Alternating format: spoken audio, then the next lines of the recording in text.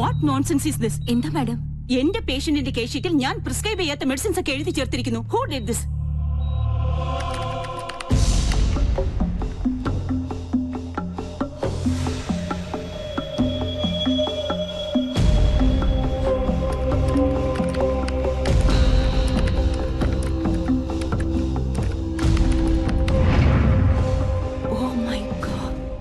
ഒരു മാസത്തിലേറെയായി ഈ ചീറ്റിംഗ് തുടങ്ങിയിട്ട്.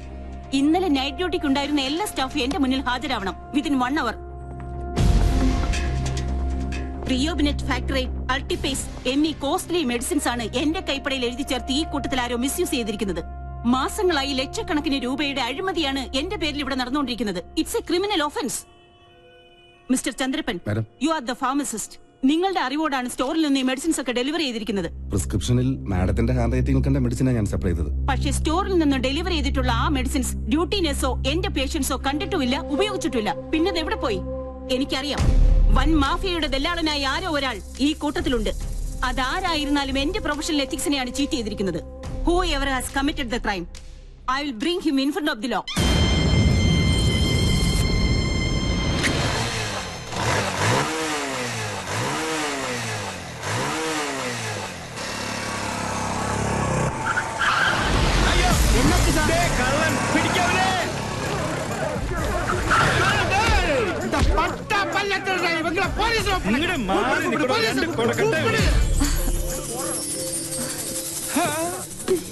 അയ്യോ, ഒന്നും ചെയ്യല്ലേ. ഇതെന്റെ കൊച്ചുമോളാ. കൊച്ചുമോൾ എന്നോട് പേത്തി പിങ്കി ചെയ്യലാമാ.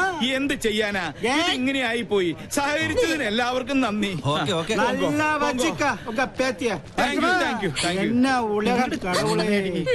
എന്റെ ഈശ്വര, ഇങ്ങനെ ഒരു സന്തതി.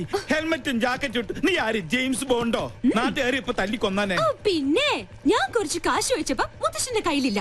എന്നിട്ട് രാവിലെ തന്നെ പൂഴ്ത്തി വെച്ചത് മാന്തിയെടുക്കാൻ വന്നേക്കുന്നു. 200 രൂപയോ? ഇതാണോ ATM വന്ന് ഇത്ര മെനക്കെട്ടെടുത്തത്? കഷ്ടം. ചുമ്മാ അതല്ല, നാട്ടുകാര് പിശുക്കം പിള്ളാന്ന് വിളിക്കുന്നത്. സിവിലിയൻ കോളനിയിലെ പിള്ളേരെ കൂടെ കൂടി എല്ലാ തെമ്മാടിത്തരങ്ങളും പഠിച്ചു വെച്ചിരിക്കുക. ഇങ്ങനെ ഒരു വിത്ത് എന്റെ മോന്റെ രക്തത്തെ തന്നെ പിറന്നൂല്ലോ. 50 പൈസ എവിടെ? ഈശ്വര, അയ്യോ എന്റെ മാല.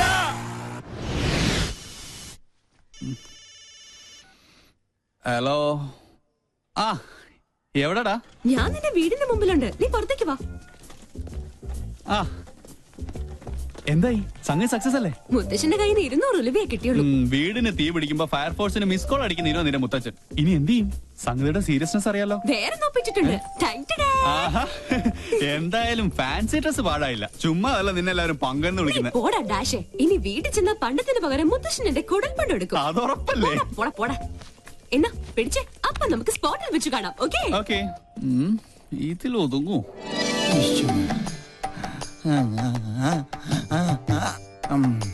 ഒരു തുമ്മൽ വന്നത് എങ്ങാട് പോയാവോ?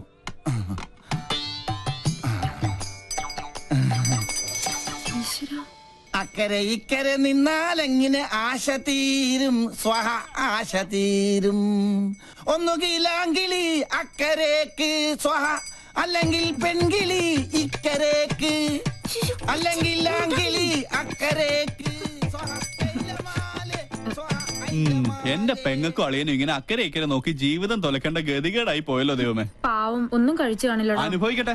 ശുദ്ധനായ നമ്മുടെ അച്ഛനെ ഇങ്ങനെ ഒറ്റ ദിവസം കൊണ്ടാ വട്ടനാക്കി മാറ്റിയത്.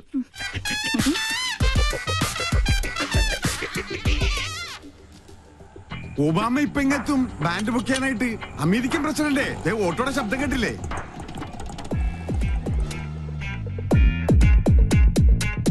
മോൾക്ക് സ്കൂളിൽ പോണ്ടേ? ഇങ്ങനെ മടിച്ചായാലോ? ഇക്കൊല്ലം കൂടി കഴിഞ്ഞാൽ അടുത്തത് 10ാം ക്ലാസ്സിലാ. മിടുക്കിയാണോ?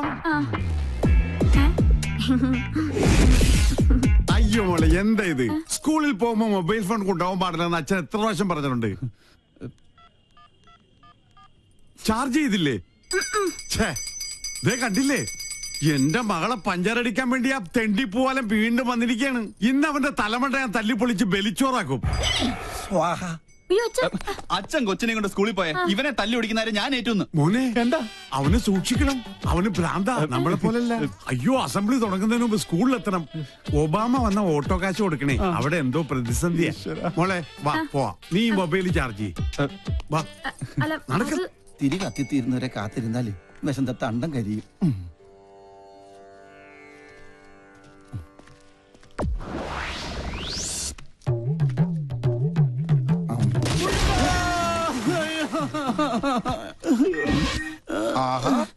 അയ്യോ, എന്തിനാ റോട്ടിൽ കിടക്കണത്? വീട്ടിൽ പോയി കിടന്നൂടെ? ഈശ്വരൻ രക്ഷിച്ചു. വന്നല്ല വാനര സംഘം. മാറ് മാറ് മാറ്, ആരും അടുത്തേക്ക് വരരുത്. വിഘ്നേശ്വരനുള്ള നിവേദ്യമാണ്. ഉന്നം പിഴച്ചാൽ എന്റെ അന്നം മുട്ടും. ഒരു അപേക്ഷയുണ്ട്, ആർക്ക് കിട്ടിയാലും പാതി എനിക്ക് തരണം. ഇതെന്റെ ബ്രേക്ക്ഫാസ്റ്റാ. എന്റെ ബ്രേക്ക്ഫാസ്റ്റ് കൊണ്ട് പോകല്ലടാ. അയ്യോ, തേങ്ങക്ക് പോലും ഉന്നം ഇല്ലാതായി. ശുഭ ലക്ഷണം. എറിഞ്ഞത് തേങ്ങ, ഉടഞ്ഞത് കാല്. ഉന്നം പിഴച്ചതാ. ദൈവത്തിന് പോലും മതിയായല്ലോ. ചേച്ചി അവിടെ ആദ്യം പിടിച്ചിരിക്കുക. വല്ലതും കഴിച്ചാ? കാലത്ത് തന്നെ 2 അഗർബത്തി സ്റ്റാൻഡ് വിഴുങ്ങി. അഗർബത്തി സ്റ്റാൻഡാ? അഗർബത്തി പഴത്തിലാ കുത്തിവെച്ചിരുന്നത്. എന്ത് ചെയ്യാനാ? സ്വന്തമായിട്ടൊരു വൈഫ് ഹൗസ് ഉണ്ട്, ഹൗസ് വൈഫും ഉണ്ട്. പക്ഷെ ആ വാടക വീട്ടിൽ താമസിക്കാൻ എന്റെ യോഗം. സ്വയം വരുത്തി വെച്ചല്ലേ. ഞാനാ. ഇവിടെ ഇങ്ങനെ ഒരു പ്രേമകുടീരം കെട്ടി താമസിക്കാതെ അളിയന് ചേച്ചിയും കൊണ്ട് എങ്ങോട്ടെങ്കിലും ഒളിച്ചോടിക്കൂടെ? 13 തവണ ശ്രമിച്ചല്ലേ. അപ്പോഴൊക്കെ ആ വട്ടന്റെ അല്ല ആ വട്ടച്ചന്റെ കയ്യിൽ നിന്ന് തലക്കെട്ട് കിട്ടി. നല്ല ISI മാർക്കുള്ള മുദ്ര ഇപ്പോഴും എന്റെ മൂർധാവി കിടപ്പുണ്ട്. ശ്രീലങ്കട ഭൂപടം പോലെ. ചിരിക്കണ മധുര 16കാരിയെ സ്വന്തം ചിറകിനുള്ളിൽ ഒളിപ്പിച്ച് വെച്ചിരിക്കല്ലേ. ആ വട്ടൊന്ന് മാറിക്കിട്ടാൽ എനിക്കൊരു ദാമ്പത്യമുള്ളൂ. അളിയനിപ്പോ കണ്ടകശനിയാ, അത് കൊണ്ടേ പോവും. എന്നെ വിളിച്ചോ? എത്ര കറക്റ്റാ. Sorry sorry. കണ്ടകശനി കണ്ടത്തിലാ കൊണ്ടത്. சார், அந்த டாக்டர் என் மேல ஆக்ஷன் எடுக்கிறது சான்சஸ் இருக்கு. நான் பார்த்து கவனமா தான் டீல் பண்ணேன். தெரியும். Okay sir. സാറ് നല്ല ചൂടിലാണെന്ന് തോന്നുന്നു. അവരുടെ ഡിപ്പാർട്ട്മെന്റ് പരാതിപ്പെട്ട സംഗതി കുഴയും. സ്റ്റീഫൻ இந்த வேலை ஆரம்பிச்சு ரொம்ப நாள் ஆச்சு. ஒரு பெடக்கோழி வந்து கூயதுണ്ടെന്ന് എത്തില്ല. ആളത്ര നിസ്സാരക്കാരിയല്ല. സർവീസ് ചെയ്ത സ്ഥലങ്ങളിലൊക്കെ ഭയങ്കര സ്ട്രിക്റ്റ് ആണെന്നാ കേൾവി. ഇതോട് പെരിയ താപ്പാണങ്ങളോട് കൊമ്പ് കോർത്തവനായി സ്റ്റീഫൻ. പിന്നല്ലേ ഈ പീര പിടിയാണ്. കൊമ്പ് കോർക്കുകയല്ല, പ്രശ്നം ഒതുക്കി തീർക്കാൻ ഇനി നോക്കേണ്ടത്. കാര്യത്തിന്റെ ഗൗരവം സ്റ്റീഫൻജിക്ക് അറിയാലോ. ഇതിന്റെ പേരിൽ നിയമ നടപടി ഉണ്ടായാൽ തൂങ്ങുന്നത് സ്റ്റീഫൻജി മാത്രമായിരിക്കും. ഇപ്പൊ ഈ ഫോണിൽ വിളിച്ച സാബ് പോലും ഉണ്ടാവില്ല. ആ ഡോക്ടർ ലീഗലായി മൂവ് ചെയ്യുന്നതിന് മുമ്പ് എങ്ങനെയെങ്കിലും അവരെ ഒന്ന് സ്വാധീനിക്കാൻ നോക്ക്.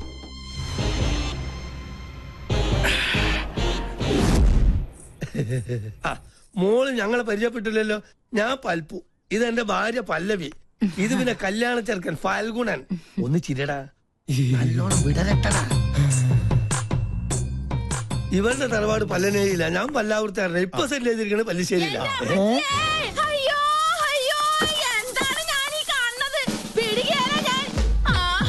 എന്താ അറിയില്ല. ആരാ? എന്താപ്പത്? പങ്കൻ ഓറാക്കൂ. എന്നാ പങ്കന്റെ എല്ലാം ഒടിഞ്ഞത് തന്നെ. കല്യാണം മുടക്കണ കേസാണേ. നിങ്ങൾ ആരാന്നാ ചോദിച്ചത്? ഈ കൊച്ചിനെ അച്ഛനോട് ചോദിക്കും. എന്താ പറഞ്ഞേ? മോനെ എന്തേ കേക്കണേ? സത്യമായിട്ട് എനിക്കൊരു അറിയില്ലമ്മേ. അറിയില്ലല്ലേ? പള്ളിപ്പുറം പള്ളിയിലെ പെരുന്നാളിന് കച്ചവടത്തിന് വന്നത് ഓർക്കണുണ്ടാ നിങ്ങള്? അന്ന് എന്താ നിങ്ങൾ എന്നോട് പറഞ്ഞത്? ഈ മിഴികൾ എത്ര മനോഹരം. അന്ന് തന്ന ചെറിയ ഡെപ്പോസിറ്റാ പലിശ അടക്കം വളർന്ന് ദേ ഇപ്പൊ ഈ പരുവത്തിലായത്. എന്തൊക്കെയാ നിങ്ങൾ ഈ പറയണേ? ഈ കൊച്ചിന്റെ അച്ഛൻ ആരാണെന്ന് തെളിയിക്കണ DNA സർട്ടിഫിക്കറ്റ് ഇട്ടാണ് ഞാൻ വന്നേക്കണത്. ദേ നോക്ക്.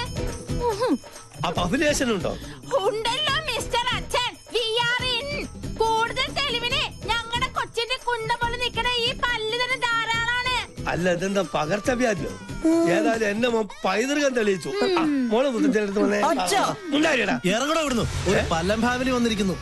അല്ല, ഞങ്ങൾ കൂടുതലൊന്നും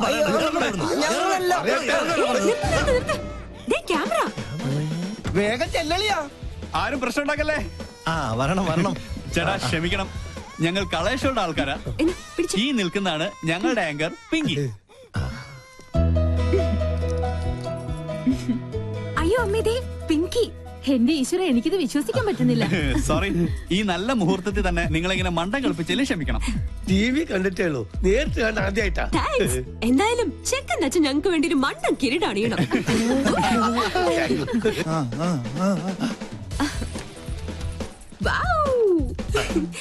ഇതും കൂടി. ഓക്കെ, ഇനി എല്ലാവരും ക്യാമറയ്ക്ക് വേണ്ടി ഒന്ന് പോസ് ചെയ്തേ.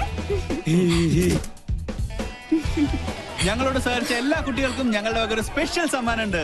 പിടിച്ചേ. Okay, bye. എടാ രാഹുലേ, എന്ത് പറ്റി? ക്യാമറ പോയി. ബ്ലേഡുകാരും കൊണ്ടുപോയി. അവരോട് കടം വാങ്ങിയിട്ടാണ് കഴിഞ്ഞ തവണ നിന്റെ അച്ഛന്റെ വെട്ടിന് മർമ്മ ചികിത്സ നടത്തിയത്. കടം കിട്ടുമെന്ന് പറഞ്ഞാൽ കടിക്കുന്ന പട്ടിക്കും വില പറയും. ഇതിനു മുമ്പ് അളിയന് വേണ്ടി ഞാൻ ജാമ്യം നിന്ന കാശ് വാങ്ങിക്കാൻ ഒരു ടീം ഇപ്പൊ സ്റ്റുഡിയോയിൽ വെയിറ്റ് ചെയ്യുന്നുണ്ട്. അതിനടിച്ചു മാറ്റിയതാ മുത്തശ്ശന്റെ ഈ മാല. അപ്പൊ സംഗതി സോൾവ് ആയി. ഇത് വിറ്റ 2 കടവും തീർക്കാം. കഴുത്തിരിച്ച് കൊല്ലം അറിയാഞ്ഞിട്ടല്ല. എന്നാ കൊല്ലടാ. ഈ നിക്കണ എന്റെ അമ്മായിയപ്പനെ എന്നെ കൊണ്ട് മതി, നീ വണ്ടി എടുത്തേ. എത്രയും പെട്ടെന്ന് ക്യാമറ കൈപ്പറ്റിയില്ലെങ്കിൽ ഇന്നത്തെ എപ്പിസോഡ് മുടങ്ങും. എന്ത് ചെയ്യാനാ? കാസറ്റും അതിലായി പോയി. ഓരോ ദിവസം ഓരോ പുലിവാലായിട്ട് ഇറങ്ങിക്കോളൂ. എടാ, കടം വീട്ടാൻ ആർക്കും പറ്റും, പക്ഷെ അത് മേടിച്ചു വിട്ടുള്ള പാടെ എനിക്കറിയാൻ പാടുള്ളൂ. ഈ ജഡ പണയം വെച്ച വല്ലതും കിട്ടുവോ? കുട്ടിരാമ, മാലയോ പോയി. ഇനി എന്റെ കണ്ണടയും ആ കുരുത്തം കെട്ടോളം അടിച്ചു മാറ്റിയിട്ടുണ്ടാവോ? എന്താ സാറേ? കണ്ണട. കണ്ണട അടച്ചു. അതല്ലടാ, പൊട്ട. പൊട്ടോ? സാറിനെന്തിനാ പൊട്ട്? പൊട്ടല്ലടാ, പൊട്ട. കണ്ണട അടച്ചല്ലോ. എന്നെ ഒന്ന് അങ്ങെടുത്തേ. ഈ ശരീരം വെച്ചോണ്ട് ഞാൻ എടുത്ത പൊങ്ങത്തില്ല. ഒറ്റ കീറി വെച്ചെന്നാലുണ്ടല്ലോ. എടാ മരത്തലയാ, എന്റെ കണ്ണട ഇവിടെ ചോദിച്ചത്. ഓ, അതാണോ? എനിക്കറിയത്തില്ല. ദേ ഒരു കാര്യം, സാർ എന്നെ പിരിച്ചുവിട്ടാലും വേണ്ടൂല. ഇനി പിങ്കക്കുഞ്ഞിന്റെ ഷോ കഴിഞ്ഞാലേ ഞാൻ ഫ്രീ ആവത്തുള്ളൂ. ദേ അടുപ്പത്തും നിലവിളി. ഒരു പിങ്കി ഷോ? ഇവളെ കൊണ്ട് ഞാൻ തോറ്റു. എവിടെ വെച്ച് മറന്നാലും ഈ സമയത്ത് ഇത് അന്വേഷിക്കുമെന്ന് എനിക്ക് അറിയായിരുന്നു. ഓ പിന്നെ, ആ തല തിരിഞ്ഞവരുടെ വേഷം കെട്ട് കാണാനൊന്നും എന്നെ കിട്ടില്ല. താൻ തോന്നി. എലിവിഷത്തെക്കാൾ വലിയ വിഷമാണ് അവളുടെ ടെലിവിഷൻ പരിപാടി. അല്ല, മുത്തശ്ശനും കൊച്ചുമോളും തമ്മിൽ എന്തോ ഉടക്കുണ്ടല്ലോ. ആ കുരുത്തം കെട്ടവള് ആരാണ് അവളുടെ വിചാരം? കായംകുളം കൊച്ചുണ്ണിയുടെ കൊച്ചുമോളോ? ഇപ്പൊ പട്ടാ പകല് പിടിച്ചു പറയും തുടങ്ങിയിരിക്കണു. പൂച്ചക്കുഞ്ഞാ? പൂജക്കുഞ്ഞ് ഷോ തുടങ്ങാറായി. Welcome to colour show. ഒരു സന്തോഷ വാർത്ത, ഞങ്ങൾ ഇന്ന് വിജയകരമായ 50ാം എപ്പിസോഡിലേക്ക് കടക്കുകയാണ്. മാന്യ പ്രേക്ഷകരുടെ സഹകരണം തുടർന്നും. നിന്ന് വാചകം അടിക്കാണ്ട് വേഗം തുടങ്ങടി.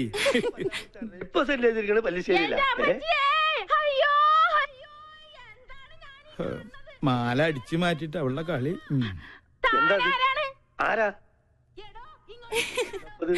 കൊച്ചിന്റെ അച്ഛനോട് ചോദിക്കി. അറിയില്ലല്ലേ?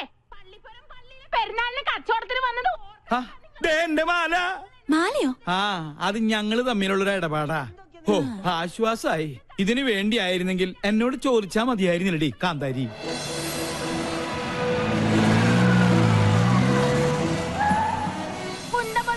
ഈ പല്ല് തന്നെ ധാരാളം. ഇറങ്ങണോ ഇവിടുന്നു?